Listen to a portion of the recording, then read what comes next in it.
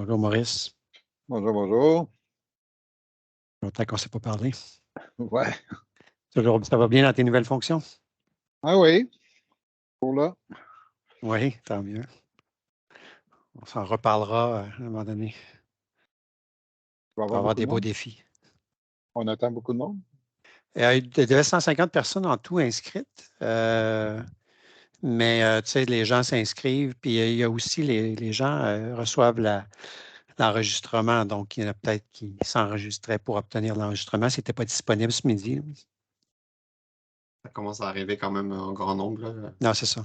C'était à 10, donc ça commence. Bonjour. Bonjour Bonjour. Arnaud, bonjour Patrick. Bonjour. Bonjour, Salut, bonjour Catherine. Salut.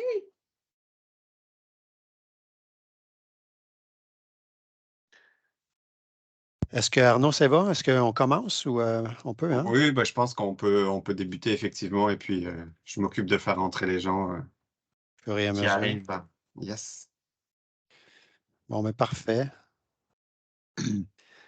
Alors, bon, mais je vous remercie d'être là. Écoutez, ça a été un peu, comme tous nos webinaires, c'est une façon pour nous de pas juste partager, mais d'échanger sur des sujets en particulier. On amène des fois des angles différents sur nos webinaires. Comme vous voyez, on parle ici de risque, mais on parle également de transfert de risque et d'élasticité. On amène la notion d'élasticité. Ce que je veux en parler, c'est pas noir et blanc, tout ce qui est gestion de risque. Il y a des facteurs qui modifient ou qui influencent à quel point les risques peuvent être transférés finalement aux différents intervenants dans le projet. Alors, on a voulu amener cette notion-là et donc, on est ouvert à tous. On aime que ce soit aussi autant que possible interactif. C'est 40 minutes, c'est pas très long, donc on ne pourra pas élaborer très, très longuement sur le sujet. Mais l'idée, c'est d'amener et de susciter une discussion et une réflexion, puis la discussion peut poursuivre, puisque vous êtes dans le chat de toute façon. Et Arnaud va, s'il y a des choses qui vous interpellent, n'hésitez pas à poser une question. On va voir si on peut les intégrer durant la présentation. Sinon, on va les répondre à la fin et au pire, on pourra vous répondre par la suite également. Donc, je fais ça régulièrement. Même les gens, par la suite, m'envoient un courriel et disent, j'ai pensé à ça, telle chose, qu'est-ce que tu en penses? Et donc, je peux partager mes idées avec tout le monde. Donc, si vous permettez, on va débuter. Donc, ce qu'on discute aujourd'hui, finalement, c'est trois choses. C'est les risques. Mais c'est quoi un risque? Puis le risque, souvent dans la gestion de projet, beaucoup d'entre nous, on est des ingénieurs, des gens qui aiment le concret.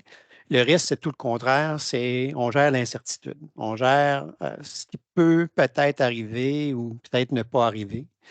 Alors, mais il y a des approches, des méthodes d'analyse qui permettent de les identifier, les risques, de les mesurer autant que possible. Ça se fait aussi ça ne se fait pas d'une personne, parce qu'une personne en tant que telle, de façon isolée, peut avoir une notion des risques de son projet.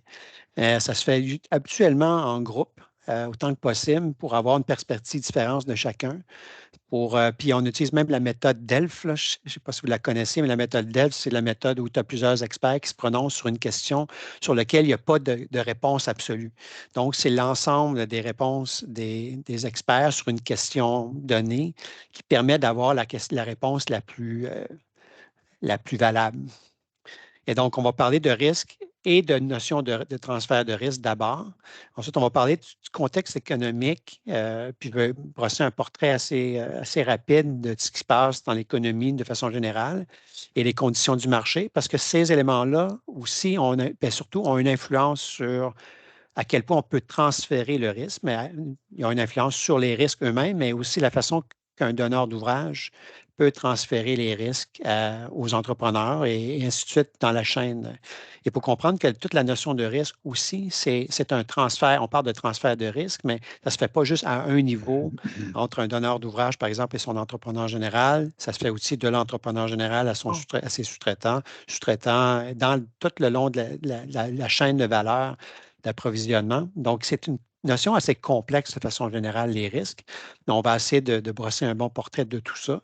Et j'amène la notion d'élasticité. Donc, en fonction des conditions économiques, en fonction des conditions du marché qu'on voit, est-ce que le transfert de risque se fait de la même façon? Et toute ça, cette réflexion-là se fait pour comprendre mieux comment ça fonctionne, puis ensuite identifier possiblement des pistes de solutions. Puis là, vous allez voir les pistes de solutions qu'on a identifiées, c'est pas, il y en a sûrement des dizaines possibles. On en a identifié quelques-unes, puis l'idée, c'est d'amener à une réflexion sur qu'est-ce qu'on pourrait faire différemment, qu'est-ce qu'on pourrait faire différemment pour améliorer la situation. Alors, risque et transfert de risque. Donc, si on part du début, donc, que veut-on dire par risque? Mais le risque, vous le savez, bien certainement, vous le savez, c'est un événement, en fait, c'est un événement incertain qui est dans le futur. On n'est pas obligé de le dire, mais c'est quelque chose qui pourrait revenir. Quelque chose qui sait qu'on va arriver, normalement, on ne considère pas ça un risque, évidemment, c'est une certitude, mais quelque chose qui peut survenir dans le passé, dans le futur, est considéré un risque. Et donc, c'est une incertitude pour le projet. Et surtout, ça peut avoir un effet positif ou négatif sur le projet. Souvent, on se concentre sur le côté négatif, donc l'impact négatif d'un risque, mais ça peut avoir un impact positif aussi. Et on appelle ça dans le langage du PMBOK les opportunités. Donc, les opportunités d'avoir un effet positif. Donc, c'est un risque positif, une opportunité. Et donc, on a ces deux éléments-là dans le projet, puis ces éléments-là peuvent avoir un effet positif ou négatif sur les objectifs du projet. Et je donne un exemple. Puis quand on fait une analyse comme ça, on évalue toujours, je donne toujours l'exemple des sols contaminés. Mais les sols contaminés, on a des hypothèses. Donc, on présume que dans un terrain vague qu'on a peut-être 300 mètres cubes de sols contaminés.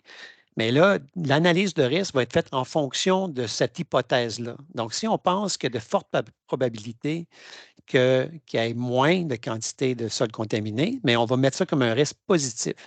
Tandis que si on dit plutôt que d'avoir 300 mètres cubes de sol contaminé et on dit que c'est 50 mètres, mettons qu'on est optimiste, on dit que c'est 50 mètres cubes qu'on va avoir, mais notre analyse de risque va plutôt parler de risque négatif. Va dire, mais OK, on est optimiste à 50, mais ça pourrait survenir avoir 300 mètres cubes, par exemple. Donc, tout dépendamment, l'analyse de risque ne se fait pas en huis clos, se fait avec la connaissance des paramètres et des hypothèses qu'on note sur le projet.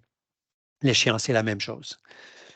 Donc, tout projet implique des risques. Il n'y a aucun projet sans risque. Le fait qu'un projet, c'est un projet unique dans un sens. On peut avoir fait des projets semblables, mais dans tous les cas, c'est unique, puisque souvent, c'est même pas les mêmes personnes, souvent. Il y a des défis qui sont différents. On n'est pas dans la même période. L'inflation, par exemple, il y a toutes sortes de paramètres économiques qui ne sont pas les mêmes. Donc, ce sont des projets uniques, vous le savez, et tout projet implique des risques.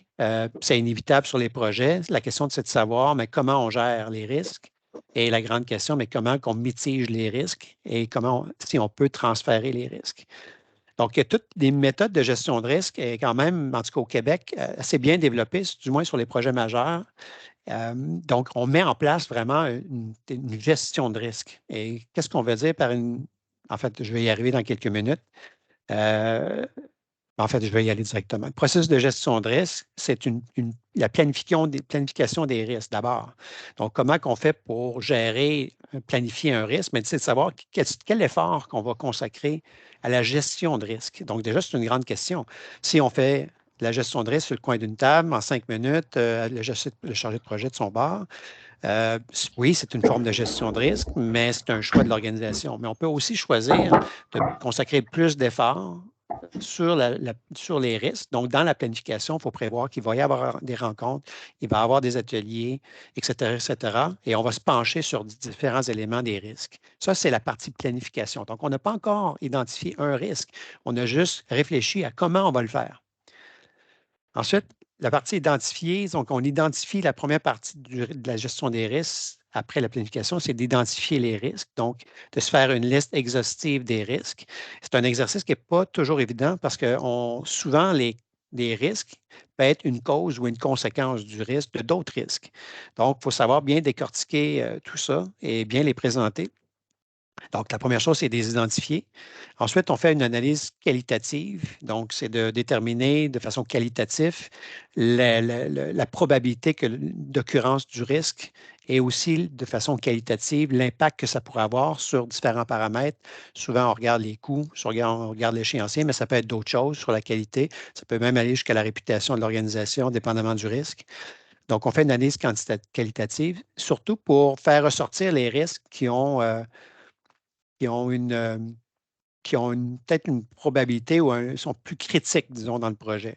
Les risques qui sont moins critiques, l'idée de faire cette démarcation entre les risques critiques et moins critiques, et on fait souvent un code couleur, là, on met ceux qui sont en rouge comme critiques, en orange quasi critiques, et ceux qui sont en vert qui sont moins critiques, c'est de mettre nos efforts aux bonnes places. Donc, en faisant cette analyse qualitative, on est capable de ségréguer les risques importants de ceux qui sont moins importants et de mettre plus d'efforts dans ceux qui sont importants. Et en plus de mettre plus d'efforts, bien là, on peut les quantifier, ces risques-là importants. Donc, c'est de quantifier les risques dans le sens où de mettre une valeur monétaire sur le risque. Et souvent, cette quantification-là sert à mettre en place une réserve pour risque qui va servir justement tant qu'on a un projet de 10 millions, mais on se garde une petite réserve de 500 000 parce qu'on dit que nos risques pourraient valoir 500 000.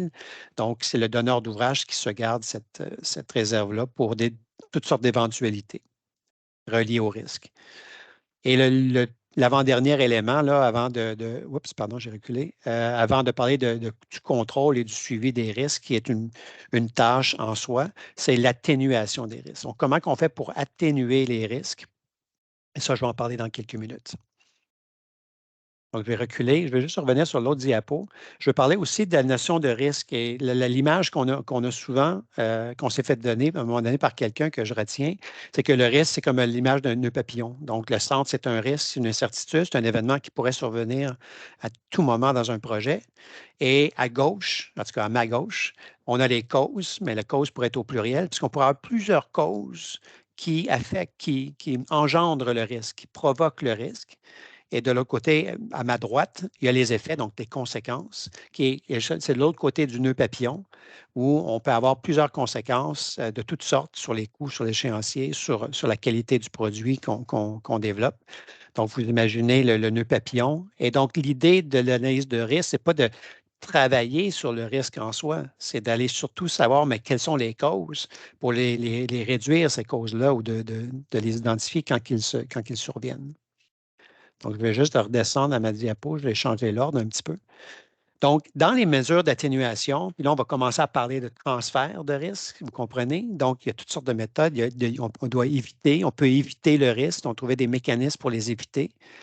On peut les transférer, puis je reviens là-dessus dans quelques minutes. On peut les atténuer et on peut les accepter. L'acceptation en soi est une forme de dire, mais le risque peut survenir, il n'y a rien que je puisse faire.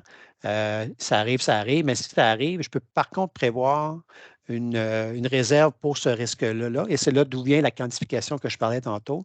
C'est-à-dire, pour un risque qui pourrait me coûter, par exemple, 200 000 mais je me réserve un 200 000 pour ce risque-là, qui fait partie de l'ensemble de l'enveloppe de réserve pour risque. Donc, je reviens au transfert.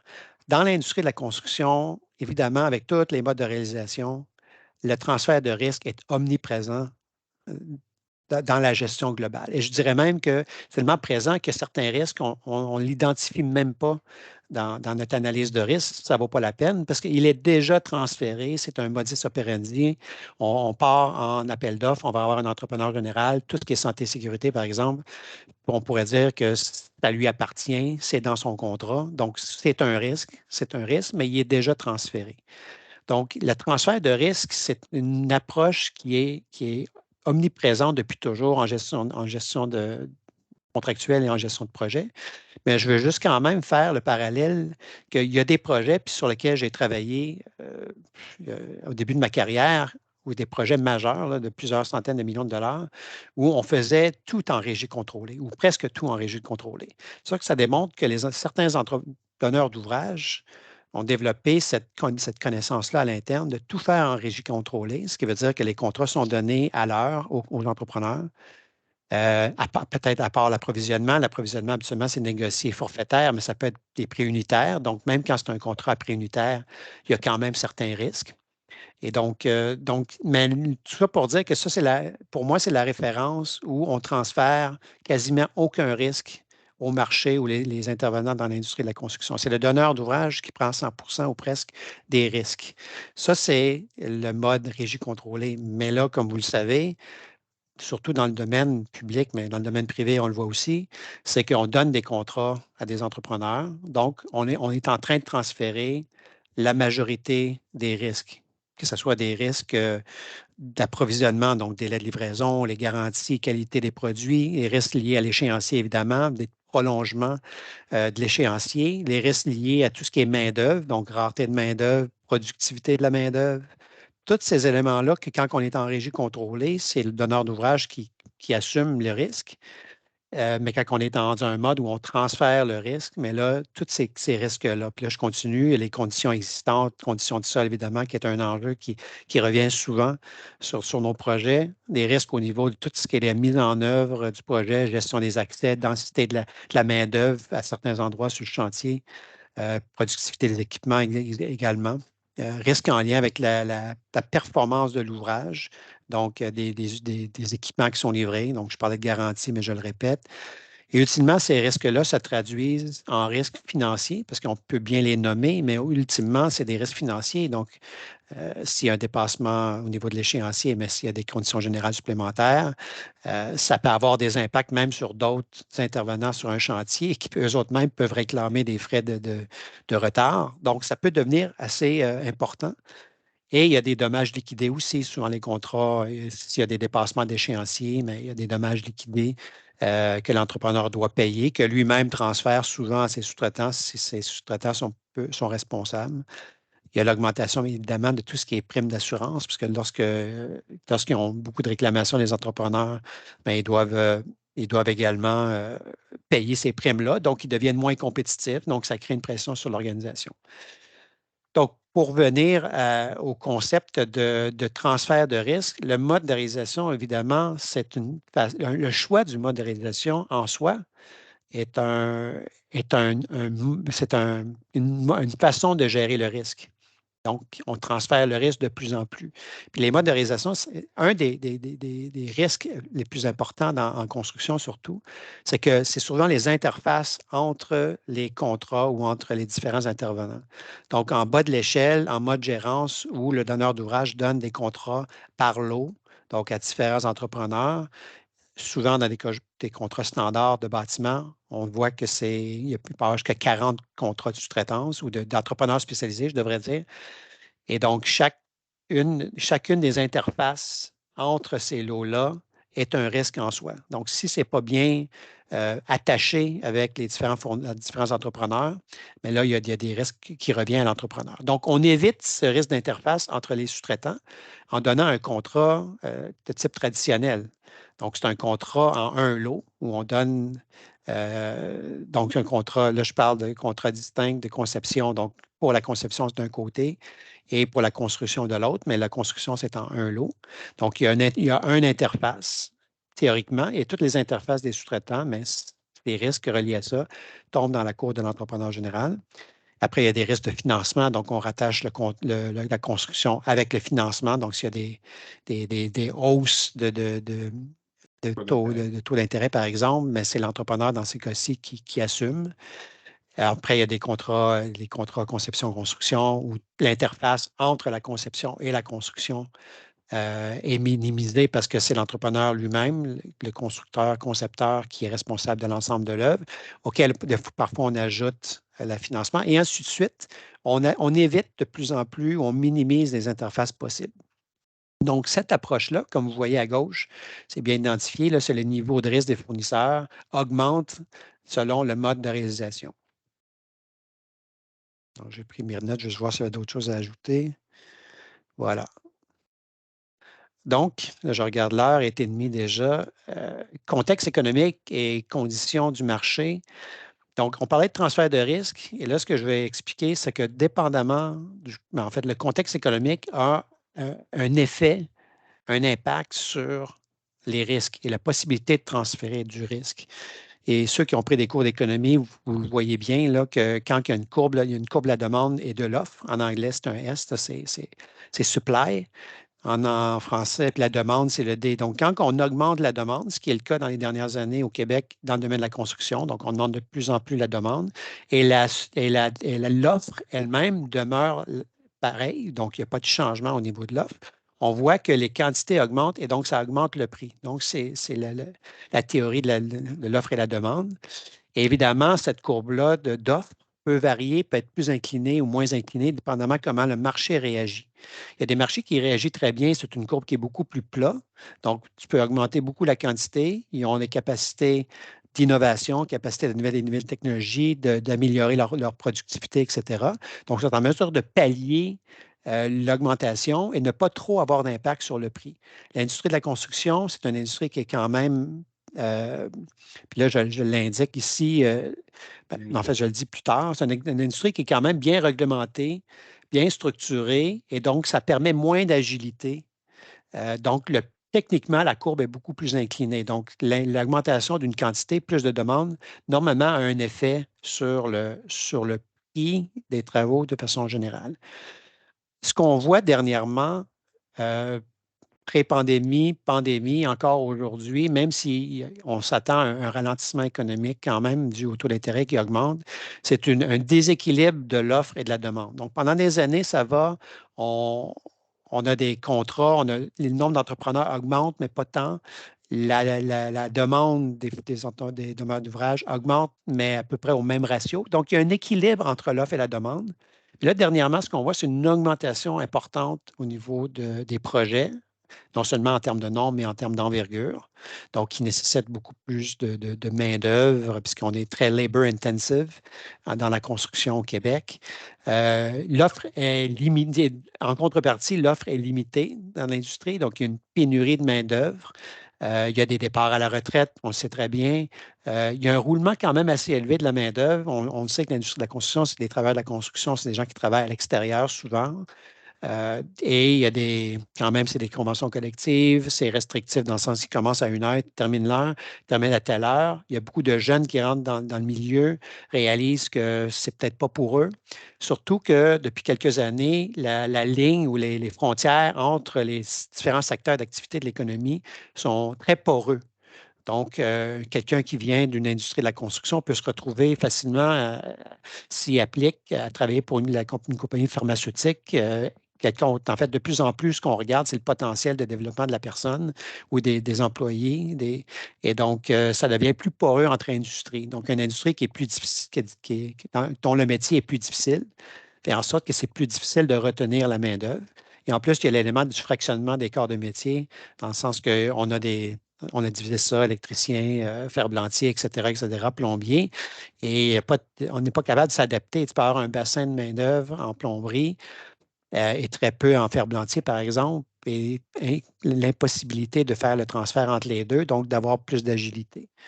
En plus de la chaîne d'approvisionnement qui est perturbée, vous le savez, commence à se replacer, mais on est en train de voir aussi comment on peut assurer notre chaîne d'approvisionnement de façon globale dans l'économie sans dépendre, par exemple, des pays comme la Chine.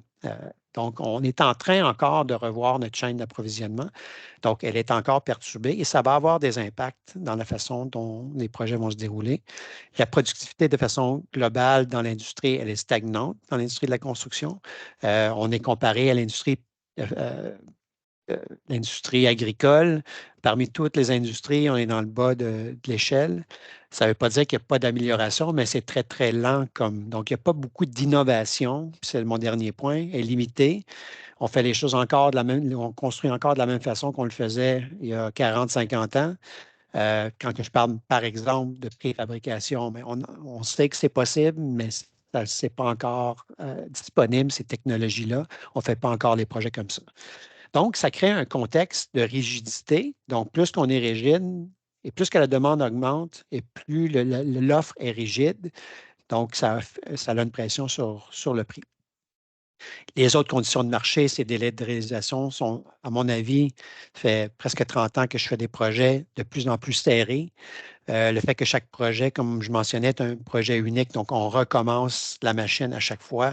La multiplication du nombre d'intervenants sur les projets, on voit que même en conception, Alors qu'il y a 40-50 ans, il y avait un architecte, un ingénieur en mécanique, un ingénieur en structure.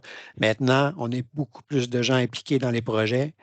Il y a des gens en BIM, il y a des gens qui font de l'animation d'ateliers, de PCI, etc., etc. Il y a des spécialistes dans les domaines donnés. Donc, ça complexifie la chose.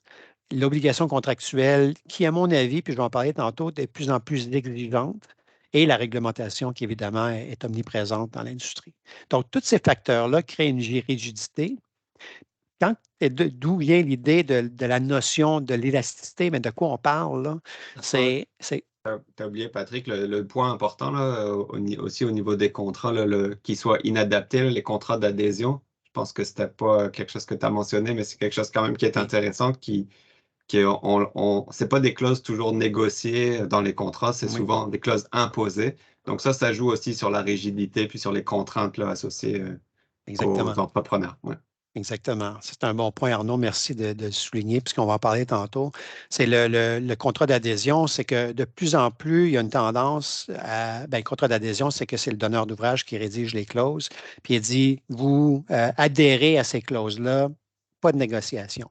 Donc, ça crée un contexte où l'entrepreneur, quand il est très occupé avec le contexte économique favorable, il y a deux choix. Il dit est-ce que j'adhère à ces clauses-là? Donc, est-ce que je dépose une soumission? Parce que dès qu'on dépose une soumission, on est pris avec ces clauses-là. Ou simplement, je me donne une prime, puis on va en parler. Puis c'est là qui vient l'élasticité. Est-ce que je fais le projet? Oui, mais je ne suis pas prêt à prendre ou absorber, moi, tous ces risques-là qu'on m'impose. Donc, je vais mettre une prime sur mon prix pour couvrir tout ça. Et je compare, puis la différence entre ça puis des contrats, qu'on parle souvent des CCDC, c'est des contrats qui ont été plutôt négociés entre les intervenants de l'industrie de la construction, donc architectes, ingénieurs, donneurs d'ouvrages, entrepreneurs. Donc, tout le monde a adhéré à des clauses qui, selon moi, sont beaucoup plus équilibrées. Donc, même si ce n'est pas des clauses qui sont négociées à la pièce selon le projet ou selon les contrats, il y a un consensus sur comment le contrat devrait être monté pour que ça soit beaucoup plus équilibré entre les parties. Donc, contrairement à un contrat qu'on appelle d'adhésion. Donc, si je reviens à la notion d'élasticité, puis on le présente en forme de 35, on le présente sous forme de graphique pour illustrer nos propos. Dans un contexte économique, ce qu'on appelle équilibré, donc l'offre et la demande, plus ou moins de stabilité dans le marché, on a ce qu'on appelle un coût juste de l'ouvrage. Donc, l'entrepreneur évalue tout ça. Les entrepreneurs, chacun son sous-traitant, évalue le coût juste d'un ouvrage. Dans son contrat, en plus, ça c'est schématique, là. Vous allez peut-être dire que ça chevauche, mais disons que c'est schématique. Et il y a un transfert de risque de la part du donneur. Il y a des choses qui ne sont pas chiffrées. Ce n'est pas des quantités de matériaux, ce n'est pas des quantités de béton ni des prix. Ce n'est pas des conditions générales non plus. Ce sont des risques que l'entrepreneur prend en prenant le contrat de construction. Et il y en a de toutes sortes. Puis là, je n'ai pas énuméré tous les risques, mais j'ai parlé de la productivité, par exemple. Il prend ce type de risque-là. Les risques d'approvisionnement, il les prend. Vous allez me dire que c'est normal, c'est vrai, mais il y a aussi des risques que les donneurs d'ouvrage, surtout dans des contrats d'adhésion, qu'ils transfèrent à l'entrepreneur. Donc, un exemple, c'est la santé et sécurité, par exemple. Mais c'est tellement normalisé qu'on le connaît et ces risques-là font partie de la façon de. Ils sont intégrés dans les coûts, mais il y a d'autres risques. Ça peut être des dommages liquidés, retard sur les échéanciers, que l'entrepreneur prend des risques. Et ce qui arrive dans le marché, dans un marché équilibré, selon notre compréhension, c'est qu'il y a une absorption des risques. Donc, on absorbe ces risques-là. Et en faisant ça, c'est parce que dans un marché, on est habitué, on absorbe. Mais là, dans un marché qu'on pourrait considérer déséquilibré, où l'offre ou la demande, je pourrais dire, est beaucoup plus importante que la capacité du marché de fournir des ressources et de faire, le transfert de risque, et il y a une absorption partielle du transfert de risque. Et donc, la différence, c'est que l'entrepreneur m'a dit, mais moi, je suis prêt à absorber une partie du risque, mais pas tout. Puis encore, la ligne, là, elle peut bouger entre les deux, mais je vais mettre une prime sur ça. Donc, il y a l'effet, comme on parlait tantôt, au niveau économique, au niveau du prix, l'offre et la demande. Mais en plus de ça, il y a un élément de est-ce que je suis prêt à absorber le risque ou non, ou je suis mieux d'aller vers des contrats qui qui ont peu de risques ou moins de risques pour moi. Donc, c'est la notion d'élasticité. Fait que quand un donneur d'ouvrage dit je transfère des risques, ce n'est pas dans l'absolu. Il y a des facteurs économiques qui font en sorte que ça peut varier. Et donc, le but de c'est pas juste c'est pas d'expliquer uniquement qu'il y a un transfert de risque. La plupart d'entre vous l'avaient constaté et le savaient. Mais maintenant, c'est de dire, OK, dans ce contexte-là, sachant ce qu'on sait qu'il y a une absorption partielle des risques, est-ce qu'on devrait, comme donneur d'ouvrage, comme société, trouver des façons d'améliorer la situation où il y a moins de transfert de risque, où il y a un transfert de risque partiel qui est plus équilibré? J'ajouterais Et- même peut-être, Patrick, sur ce point-là, qu'on voit même dans le marché, le fait qu'on ait moins de soumissions peut peut-être aussi être dû au fait qu'il y a, dans une période plus équilibrée où les entrepreneurs sont prêts à prendre plus de risques, donc à soumissionner avec des clauses qui les intéressent moins. Mais dans un marché où tout le monde est très occupé, comme on l'écrive là, marché économique déséquilibré, il y a certains risques que les entrepreneurs sont plus prêts à prendre. Et dans ce cas-là, ils choisissent leur contrat puis ils disent, ben là, je ne soumissionnerai pas ce contrat-là, on me transfère trop de risques. Donc non seulement il y a moins de soumissions, puis ceux qui soumissionnent, ben, ils vont se mettre une prime pour dire effectivement, comme il s'est illustré ici, pour dire, ben, je suis prêt à le prendre, mais dans ce cas-là, je vais être rémunéré en conséquence parce que c'est pas vrai que je vais prendre tous les risques sur ce projet-là. Exact. Exactement. Donc, le but de tout cet exercice-là, c'est pas de dire qu'il y a un transfert de risque. OK, on le sait, c'est un constat. On constate que le risque est euh, partiellement transféré, mais maintenant, c'est qu'est-ce qu'on fait avec ça? Et puis là, je suis ouvert, on est ouvert à toutes les solutions, évidemment.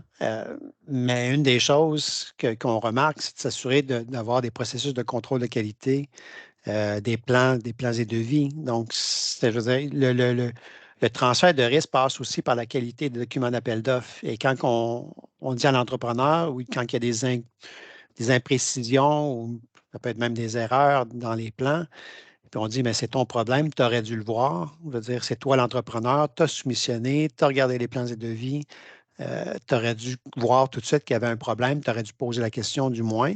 Si tu ne l'as pas fait, c'est ton problème. Si on est dans cette approche-là, dans cette attitude-là, on ne va pas s'améliorer. Mais moi, je considère qu'on a une amélioration à faire de ce côté-là pour s'assurer, puis on parle de constructibilité ou s'assurer que les projets qu'on fait sont construisibles, que les risques qu'on transfère à l'entrepreneur sont corrects, puis parce que ça peut, là, on peut dire on transfère du risque, mais à la fin aussi, ça peut, comme pour un donneur d'ouvrage, ça peut lui exploser dans le visage, dans le sens que ça lui revient, il y a un impact. L'entrepreneur, avec toutes les contraintes qu'il avait, il n'a pas pu réaliser le projet comme il l'avait prévu.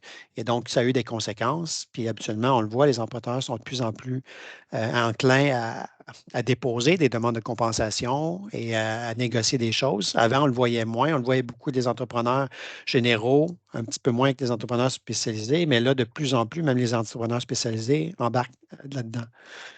Donc, ça, c'est un volet pour moi, l'analyse de constructibilité, qui implique, oui, la revue des plans, puis s'assurer que c'est construisible, puis qu'on a spécifié des choses dans les documents qui n'existent plus sur le marché. C'est un bon exemple.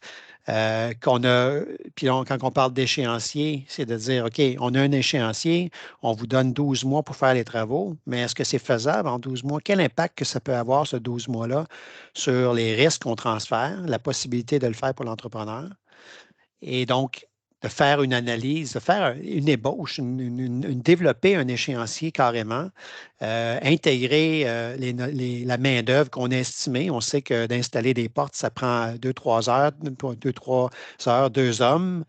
Faire une analyse d'échéancier qu'on appelle resource loaded, donc mettre les ressources pour voir comment tout ça va se dérouler. Et on peut même aller jusqu'à faire une analyse de sensibilité par rapport à ça, puis dire, mais si ça ne fonctionne pas bien, puis il y a des Monte-Carlo qui permettent de faire ça, mais d'établir finalement un échéancier qui est raisonnable en termes de durée. Déjà là, ça atténue le risque, d'une part. Après, il y a l'analyse des risques, évidemment, en soi, proposer aussi et proposer des changements au document d'appel d'offres. Donc, de faire une analyse de risque, des risques potentiels des documents d'appel d'offres, puis qu'est-ce que ça peut avoir comme impact. Puis après, bien, faire évidemment les ajustements qui sont nécessaires.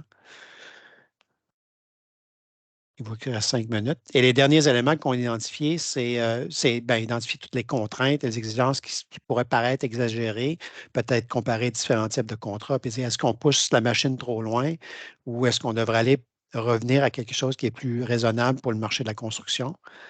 L'autre élément que j'aime ajouter, c'est tout ce qui est processus de traitement des différends. On le voit, souvent pas utilisé ou pas utilisé très bien, mais c'est comme si on avait dans le contrat un processus et on le mettait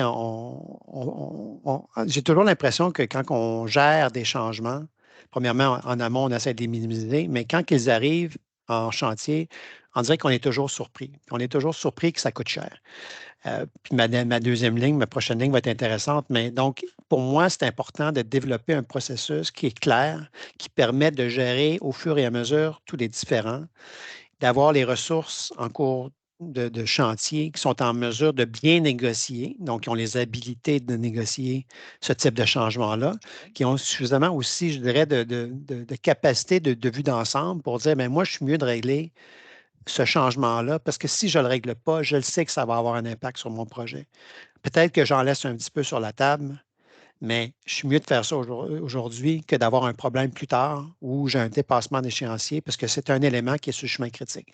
Donc, il y a une capacité de jugement là-dedans, mais il y a une capacité aussi de voir l'ensemble de l'œuvre et de ne pas d'être dans son ego à tout prix négocier des changements pour chacun des éléments parce que je le vois souvent, ça rend le chantier difficile à gérer. Il y a des retards qui se produisent et ça crée toute une situation, une dynamique entre les différents intervenants au chantier qui ne sont pas très favorables au règlement des différends. Et l'avant-dernier élément, c'est pourquoi n'avons-nous pas des processus de leçons apprises? Et c'est vrai que chaque projet est unique, mais c'est aussi vrai que je pense qu'on peut trouver des façons d'apprendre de nos erreurs ou d'apprendre des bons coups et d'apprendre des mauvais coups et de ramener ça dans un processus d'amélioration continue dans le cadre de nos projets. Fait que même si les projets sont uniques d'un à l'autre, je pense qu'on peut intégrer puis améliorer d'une fois à l'autre nos processus. Le problème qu'on voit souvent, c'est que oui, on fait un projet, le projet il y a un litige entre les parties, ça part en cours. Et ça ne revient jamais aux intervenants qui ont géré ou même planifié le projet, plus ou moins. Là. Mais sans dire que c'est un autre problème, ce n'est pas mon problème, ça va se régler en cours. Mais il y a énormément de leçons à apprendre de ce mécanisme-là de rétroaction pour améliorer constamment nos projets. Et évidemment, le dernier élément, c'est de bien choisir notre mode de réalisation qui soit adapté à notre type de projet. Par exemple, un projet de rénovation d'une infrastructure, d'un édifice, le mode clé en main, à mon avis, n'est peut-être pas le meilleur mode. Donc, les modes de réalisation, c'est une grande décision en amont des projets et la décision doit être prise en connaissance de cause et peut-être d'avoir un give and take sur le risque qu'on est prêt à transférer ou non. Alors, il est déjà I50. Je ne sais pas, là, je ne voyais pas l'écran parce que j'étais en mode lecture de mes notes. Il n'y a pas de questions beaucoup. Il y a juste un commentaire de Paul Corriveau qui nous dit c'est vrai qu'on n'est pas très fort en post-mortem dans la construction. Ah, bon voilà, merci Paul. Effectivement, c'est ça. Ben, je pense qu'on parle tantôt de se comparer à des industries puis essayer d'améliorer les choses, mais les post-mortem dans d'autres industries manufacturières ou d'autres, l'aéronautique, c'est des modus operandi habituels. Je veux dire, on le fait constamment. Donc, pourquoi pas le faire? Il me semble que ce n'est pas parce que c'est un projet unique qu'on ne doit pas le faire, à mon avis. Donc, je ne sais pas si vous avez d'autres idées sur des choses qu'on peut améliorer, sachant que là, puis la grande question que je n'ai pas mentionnée aussi, c'est que le transfert de risque, c'est conditionnel au marché. Qu'est-ce que j'allais là, j'ai vu Catherine, ça m'a un peu perturbé. Est-ce que j'étais dans ma bulle jusqu'à maintenant? Je ne vous voyais pas. Mais ce que j'allais dire, c'est le transfert de risque est très variable en fonction de comment le projet se déroule aussi. Alors, voilà. Est-ce que vous avez, là, je vois qu'il y a des commentaires, d'autres conversations. Est-ce qu'il y a d'autres suggestions? Non, OK, Paul, il y a 2 personnes qui ont dit oui. Y a-t-il d'autres? Si je ramène aux solutions, est-ce que vous en voyez d'autres? Si vous avez des idées, bien écoute, allez-y. Il y a un Est-ce que commentaire déjà ce qu'on propose est bénéfique? commentaire de René Martin qui dit: Voyez-vous un enjeu actuel dans la contractualisation des mesures d'atténuation ou transfert ou de gestion des risques avant l'octroi du contrat? OK, contractualiser les mesures d'atténuation.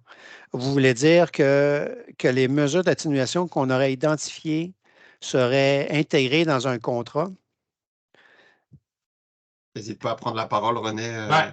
Oui, en fait, c'est souvent, on voit qu'il y a beaucoup d'énergie qui est mise dans l'identification des risques, des mesures d'atténuation, de transfert, etc. Ouais. Mais est-ce qu'on va vraiment identifier, par exemple, les bonnes solutions pour contractualiser finalement ce mécanisme de transfert de risque-là, utiliser, par exemple, une clause d'allocation monétaire, par exemple, puis le mécanisme contractuel qui va venir traduire comment on veut faire le transfert de risque. Est-ce que vous voyez un enjeu dans le sens que est-ce que c'est fait? Est-ce que parfois c'est une phase qu'on oublie de faire, etc.? Ben, je pense que René, puis je sais que tu es très impliqué dans les projects, Integrated Project, comment ça s'appelle? PCI, pas PCI, IPC? IPD. IPD, pardon, oui, Delivery, Integrated Project Delivery. Puis, mais oui, dans ce mode de réalisation, moi, en tout cas, moi, c'est que tu identifies les risques et tu transfères le risque aux bons intervenants. Si j'en comprends bien, c'est comment le mode se fait et c'est des ententes qui se font. Puis au Québec, à ma connaissance, ça ne s'est pas fait. Ça pourrait se faire peut-être en 2023. Mais si c'est un contrat qui est discuté et négocié, là, je vois bien une opportunité de dire, OK, il y a un risque, qui le prend, puis comment qu'on le partage. Mais quand c'est un contrat d'adhésion, je ne vois pas comment on pourrait le contractualiser, disons. En fait, c'est que le propriétaire, autrement dit, peut identifier lui-même le meilleur moyen, le meilleur véhicule pour le gérer, ce risque-là, au lieu finalement de faire en sorte que ce soit dans un cadre d'un contrat à forfait, ben, c'est l'entrepreneur qui assume le risque. Mais au lieu de le faire sur la base du forfait, pourrait plutôt dire, ben, regarde, finalement, on va le gérer, par exemple, à prix coûtant majoré. On va prévoir une allocation monétaire pour ça. Exactement. Puis ça, c'est ce genre de mécanisme-là. Dans le fond, est-ce que vous voyez ça? Ou est-ce que, selon vous, c'est des mécanismes qui ne sont pas suffisamment utilisés présentement dans le marché par les donneurs d'ouvrage lorsqu'ils font eux-mêmes leur propre rédaction contractuelle? Ben, le seul, puis là, si je comprends bien, le seul où on voit, c'est les prix maximum garantis au niveau du coût. Donc, c'est des prix en régie, c'est des contrats en régie contrôlée, techniquement, même s'il y a un volet qui est en entreprise générale, à forfait pour les entrepreneurs spécialisés. Mais on met un prix maximum garanti. Mais en même temps, c'est pas, j'ai vu plusieurs dossiers où c'est pas la solution miracle non plus. Parce que quand les conditions changent, quand il y a des risques qui se manifestent, mais comment tu modifies ton prix maximum garanti? Puis c'est là qu'on a des, des discussions et souvent des litiges aussi. Merci. Il y a d'autres questions. Est-ce qu'il y a plus de PPP dans les dernières années? Alors, je ne sais pas si tu as la réponse, Patrick. Moi, je ne l'ai pas. C'est pas un mode habituel, ça, c'est sûr. Je dirais qu'il y a eu une phase ou une période au Québec où c'était la mode.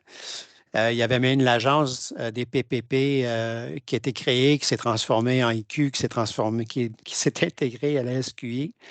Je dirais que, je ne sais pas s'il y en a plus. Il y a plus de modes, je dirais, alternatifs, conception, construction, financement. C'est plus ce qu'on voit dans le marché dernièrement que le mode PPP en soi. En tout cas, selon ma lecture du marché. Là. D'accord avec toi. Le rapport de constructibilité nécessite un temps pour identifier les erreurs dans les plans et analyser le planning. Ce qu'on remarque, le maître d'ouvrage n'accorde généralement pas ce temps-là. Ouais, c'est ça. Effectivement, ça c'est vrai. Puis je dirais même qu'on accorde moins de temps, pas assez de temps à la conception pour être sûr qu'elle soit bien coordonnée aussi. souvent, on raccourcit ces délais-là de conception pour essayer de partir en appel d'offres le plus vite possible. Puis, c'est pas toujours gagnant. Là. Je pense que les donneurs d'ouvrage gagneraient à des fois prendre un petit peu plus de temps pour bien planifier, puis s'assurer que les plans là, sont constructibles, comme c'était mentionné. Puis, je ne sais pas si tu es d'accord, Patrick, mais ce serait... Oui, oui, tout à fait. Tantôt que je parlais de délai de réalisation, mais c'est délai de conception aussi. Je veux dire, les professionnels ont besoin de temps pour bien faire leur travail, mais l'analyse de constructibilité ou l'analyse de risque, ce sont des processus qui sont intégrés dans la gestion de projet. Fait que si on n'en parle pas, ça ne se fera pas. Donc, il faut les intégrer, il faut le prévoir d'avance, il faut se garder du temps pour le faire à la fin, pas juste à la fin des plans de devis, mais en cours de route, ça peut se faire aussi. Il peut faire une analyse de constructibilité, par exemple, par rapport à l'échéancier, pour que ce soit que les documents. Donc, oui, il faut le prévoir dans le processus de gestion de projet avant d'aller en appel d'offres. Le plus important à mes yeux est de se rapprocher du marché. Il est nécessaire de connaître de plus en plus les différents acteurs du marché et leur tolérance au risque. Ouais. Les contrats d'architecture et d'ingénierie contiennent aussi des réunions avec toutes les parties prenantes sur la gestion des risques. Ça, c'est pas une question, c'est un constat, c'est vrai. Il y a généralement une enveloppe de risque de prévu. Qu'en est-il de l'échéancier? Ouais. Bon point. Ça, c'est une bonne question. Effectivement, de plus en plus, quand on participe à des dossiers d'opportunités de dossiers d'affaires où on mène les réserves pour risque, il y a une enveloppe pour risque pour les coûts, mais il y a un volet échéancier aussi, puis j'ai oublié de le mentionner, qu'on traduit en coûts. Donc, on évalue, mais il y a un dépassement d'échéancier, ça peut valoir quoi? Fait que oui, il y a l'aspect temps, mais il y a l'aspect aussi financier, qui est normalement, si c'est bien fait, va avoir les deux paramètres. Prochain commentaire, les services d'approvisionnement et règles de concurrence qui empêchent les professionnels de spécifier des produits et qui imposent une approche par performance, est-ce là une forme de transfert de risque sur les concepteurs? Oui, ben, tout à fait. Effectivement. Fait que tu as plusieurs commentaires de merci pour la présentation, c'est très très bon. Est-ce que vous entrevoyez des façons afin d'augmenter l'offre dans le marché de la construction, notamment pour les donneurs d'ouvrages publics? Oh, mais je pense que c'est les pistes de solutions qu'on mentionne, puis c'est pas limité à ça. Mais moi, je considère que si on le voit bien, là, puis l'autre point que j'ai oublié de mentionner, c'est que là, on est dans une situation où on a vu rapidement, dans quelques mois, des prix augmenter de 20 à 30 dans le marché. On peut dire, ben c'est temporaire, on va assumer. Mais moi, ce que je vois, c'est que cette situation-là, ce contexte économique-là, it's here to stay, du moins à moyen terme. Oui, c'est vrai que les facteurs, les taux d'inflation, pas le taux d'inflation, mais le taux des taux d'intérêt vont augmenter, ça va ralentir, mais il y a quand même un PQI du gouvernement, au Québec du moins, qui est de 100 milliards, André pourra me corriger, mais de 100 milliards sur 10 ans, qui a augmenté par rapport au dernier PQI. Et ça veut dire que la demande est soutenue, est soutenue, et le problème risque pas de se régler. Fait qu'il ne faut pas se mettre la tête dans un trou et dire ça va disparaître, cette situation-là. Ça va sûrement continuer. Donc, il faut, à mon avis, apporter des changements qui sont structurels, là, qui vont être fondamentales et d'avoir peut-être des relations plus saines aussi, parce que là, on transfère beaucoup de risques, puis ça crée des tensions. On le sait. Un bon exemple que je vois qui a été intégré, c'est tout le taux d'indexation des prix des matériaux. On voit l'SQI a mis ça en place dernièrement. Et ça, c'est un bon exemple de dire, de parler avec, d'avoir un dialogue avec l'industrie pour dire, mais OK, on a un problème, là, mais comment on fait pour mieux partager le risque? C'est sûr que c'est un élément du contrat qui est le prix des matériaux, mais c'est un exemple de collaboration qui peut être fait pour essayer d'améliorer pour les donneurs d'ouvrage, mais aussi pour l'industrie, la façon que fonctionnent les contrats publics. Exact. Parfait. Fait que là, je vois l'heure arriver, il est proche de 1 heure. Ouais. Peut-être prendre le dernier commentaire. Comment un donneur d'ouvrage peut savoir que le prix élevé des soumissions provient du transfert de risque? Une bonne question. Ben, c'est pour ça que je disais tantôt que le phénomène, c'est deux, c'est économique parce que tu as moins d'offres, plus de demandes. Il y a une augmentation du prix. Mais à mon avis, il y a un double effet de ce phénomène-là. C'est pour ça qu'il y a une amplification. C'est pour ça qu'on ne parle pas juste de 5-10 d'augmentation des prix. On parle de 20-30 des fois dans les dernières années, certains contrats par rapport à notre référence d'estimation. Donc, ta question, c'était, excuse, Arnaud? C'est comment on peut savoir que Oui. les prix des soumissions, ça vient du transfert de risque Oui, c'est important? ça. Mais en fait, on ne peut pas le savoir. On ne peut pas le savoir parce que ce qu'on a approché, c'est théorique. On peut juste constater qu'il y a un gap, un écart entre ce qu'on avait prévu puisque comment le marché répond à ça.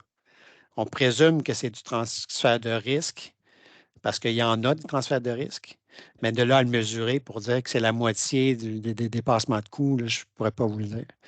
Mais une chose est certaine, c'est qu'on peut faire des estimations, aussi ce qu'on appelle des estimations de contrôle, qui est on appelle ça un shadow bid. Là. Donc, c'est une entité indépendante qui, lui, prend les plans comme s'il estimait et l'estime. Et s'il y a des risques, en fait, il estime les plans, mais il ne regarde pas la partie transfert de risque. On pourrait s'imaginer que la différence entre les deux, parce que lui va refléter le prix du marché, il va le faire, fait que cette partie-là va être couverte du dépassement de coûts, mais le reste, ça appartient à l'entrepreneur, à quel point il est prêt à absorber le risque. Puis on peut s'imaginer que la différence, c'est le non-absorption des risques. Je ne sais pas si ça répond à la question. Peut-être aussi une autre solution, c'est qu'on peut aussi tout simplement demander aux entrepreneurs pourquoi ils ne soumissionnent pas des fois. Puis des fois, on a les réponses qui nous sont assez transparents là, de dire que c'est trop contraignant, il y a trop de clauses pas alléchantes pour eux. Là. J'ai déjà eu ces commentaires-là. Voilà. Alors, je ne vais pas vous retenir. J'espère que c'était un bon lunch. Nous, on va aller manger, nous aussi. On n'a pas eu le temps de dîner. Alors, si vous avez d'autres questions, n'hésitez pas. Vous avez nos coordonnées. D'ailleurs, c'est dans la présentation. La vidéo va être transférée dans les prochains jours à tout le monde. Donc, vous pourrez, si vous le voulez, le partager et le visionner à nouveau. Mais surtout, si vous avez des commentaires, n'hésitez pas à nous les transmettre, des questions. Ça nous ferait grand plaisir de répondre. Et on vous remercie beaucoup d'être en si grand nombre, espérant que ça a été utile. 76 personnes Parfait, c'est bon. C'est la moitié de l'audience qui s'était des inscrite. gens qui se sont inscrits. Parfait. Mais bon appétit à tous, puis merci beaucoup. Merci. Merci Au beaucoup. revoir. Bonne journée. Au revoir.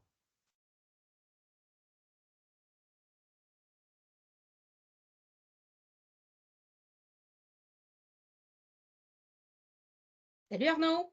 Salut Catherine.